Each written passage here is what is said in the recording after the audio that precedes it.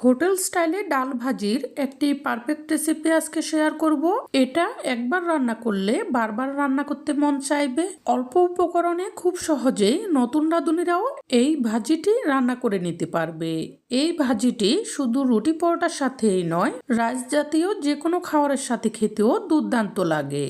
তো ফ্রেন্ডস, আমি তৃপ্তি আর তোমরা দেখছো তৃপ্তির রসোই ঘর। তাহলে চলো কথা না বাড়িয়ে চলে যাই মূল রান্নায়। এই ভাজিটি রান্না করার জন্য প্রথমে আমি একটি বাটিতে 2 কাপ পরিমাণ বুটের ডাল নিয়ে নিব। এরপর এখানে বেশি করে জল দিয়ে এগুলোকে 2 থেকে 3 ঘন্টা সময় পর্যন্ত ভিজিয়ে রাখবো। এরপর এগুলোকে ভালোভাবে ধুয়ে নিব। ডালগুলো ভিজে গেলে এরপর আমি চুলায় একটি কড়াই বসিয়ে দিব আর কড়াইয়ে হাফ লিটার থেকে একটু বেশি জল দিয়ে দিব আর জলটা ভালোভাবে ফুটে ওঠার জন্য অপেক্ষা করব। ভালোভাবে ফুটে উঠলে এখানে ডালগুলো দিয়ে দিব। ডাল দিয়ে এখানে আমি লবণ দিয়ে দিব। লবণটা একেবারেই দিয়ে দিব। এখানে একটু টিপস বলি, এই বুটের ডালটা ফুটন্ত গরম জলে দিলে আর লবণ দিয়ে দিলে খুব তাড়াতাড়ি সেদ্ধ হয়ে যায়। এখন ফুটে ওঠার জন্য অপেক্ষা করব। ফুটে উঠতে উঠতে দেখো অনেকগুলো ফেনা জমে যাবে। এই ফেনাগুলোকে আমি একটি চামচের সাহায্যে তুলে নিচ্ছি। এরপর ফুটে উঠলে এগুলোকে আমি ঢাকনা দিয়ে দিব। ঢাকনা দিয়ে চুলার আগুনটি ডিম করে বসিয়ে রাখবো। এগুলো সেদ্ধ হতে কিন্তু খুব বেশি সময় লাগবে না, 15 মিনিট মতো সময় লাগবে। এরপর ঢাকনাটি তুলে নিব। দেখো ডালগুলো একদম পারফেক্ট ভাবে সেদ্ধ হয়ে গেছে, কিন্তু একটা ডালও ভেঙে যায়নি।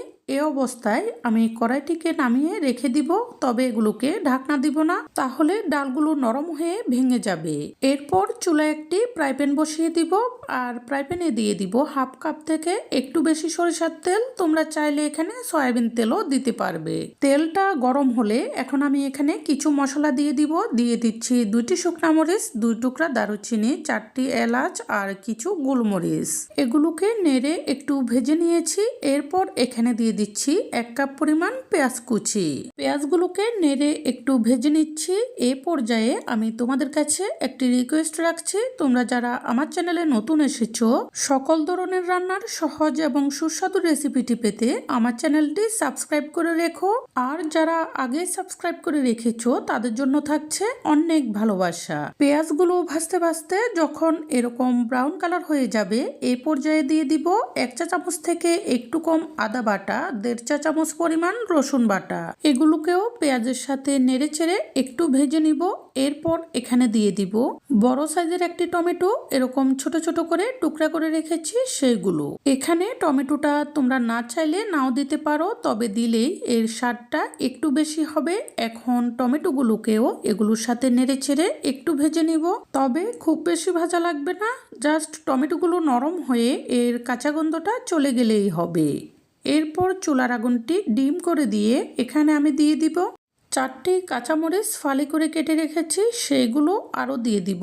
1 চা চামচ থেকে একটু কম ধনে গুঁড়া, 1 চা চামচ জিরার গুঁড়া, 1 চা চামচ হলুদের গুঁড়া আর 1 চা চামচ থেকে একটু বেশি মরিচের গুঁড়া।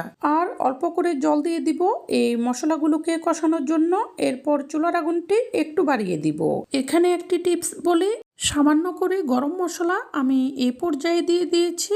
এই মশলাটা অনেকে শেষ পর্যায়ে নামানোর আগে দেয়, সেক্ষেত্রে ভাজির রংটা কালো হয়ে যেতে পারে। এখন আমি এই মশলাটাকে একটু সময় নিয়ে নেড়ে নেড়ে ভালোভাবে কষিয়ে নিব। মনে রাখতে হবে মশলাটাকে ভালোভাবে কষানোর উপরে ভাজির স্বাদ অনেকটাই নির্ভর করবে। কষাতে কষাতে যখন মশলাগুলো এরকম লাল লাল হয়ে একটা কড়া সুগন্ধ বের হবে, এ পর্যায়ে আমি এগুলোকে চুলা থেকে নামিয়ে রাখবো। আর যে কড়াইয়ে ডালগুলো সেদ্ধ করা ছিল সেটি আবার বসিয়ে দিব। এখন চুলার আগুনটি হাই ফ্লেমে করে দিয়ে এখানে ডালের মধ্যে ভেজে রাখা মশলাগুলো দিয়ে দিব। এখন এগুলোকে আলতো হাতে নেড়ে ভালোভাবে মিশিয়ে দিব। আর ভালোভাবে মেশানো হয়ে গেলে ফুটে ওঠার জন্য অপেক্ষা করব। ফুটে উঠলে এগুলোকে কিছুক্ষণ এভাবে ফুটতে দিব, এতে করে মশলার স্বাদটা ডালের সাথে ভালোভাবে মিশে যাবে। আর মাঝে মধ্যে নেড়ে চেড়ে দিব, না হলে নিচে লেগে গিয়ে পুড়ে যাবে। আমার এই রেসিপিটি তোমরা স্টেপ বাই স্টেপ ফলো করে রান্না করলে আশা করছি ঘরের সবাই খেয়ে মুগ্ধ হয়ে যাবে। এভাবে কিছুক্ষণ ডালগুলোকে ফোটানোর পর যখন এরকম ঘন ঘন হয়ে যাবে এ পর্যায়ে আমি নামানোর আগে এখানে কিছু ধনেপাতা কুচি উপরে ছড়িয়ে দিব। তোমরা পছন্দ না করলে ধনেপাতা কুচিটা নাও দিতে পারো। এখন নেড়ে এগুলোকে মিশিয়ে দিয়ে একটু ফুটে উঠলেই চুলার আগুনটি নিভিয়ে দিব। এটি কিছুটা ঠান্ডা হলে পরিবেশনের জন্য সম্পূর্ণ প্রস্তুত হবে। তোমরা অবশ্যই একবার হলেও এই রেসিপিটি ট্রাই করে দেখো। কথা দিচ্ছি বারবার এভাবে রান্না করে খেতে ইচ্ছা করবে। যদি রেসিপিটি পছন্দ হয়ে থাকে অবশ্যই লাইক, কমেন্ট এবং সাবস্ক্রাইব করে সাপোর্ট করবে আরও নতুন নতুন রেসিপি উপহার পাওয়ার জন্য। এই বলে আজকের মতো এখানেই বিদায় নিচ্ছি। পরবর্তীতে চলে আসব নতুন কোনো রেসিপি নিয়ে। সে পর্যন্ত সবাই ভালো থেকো।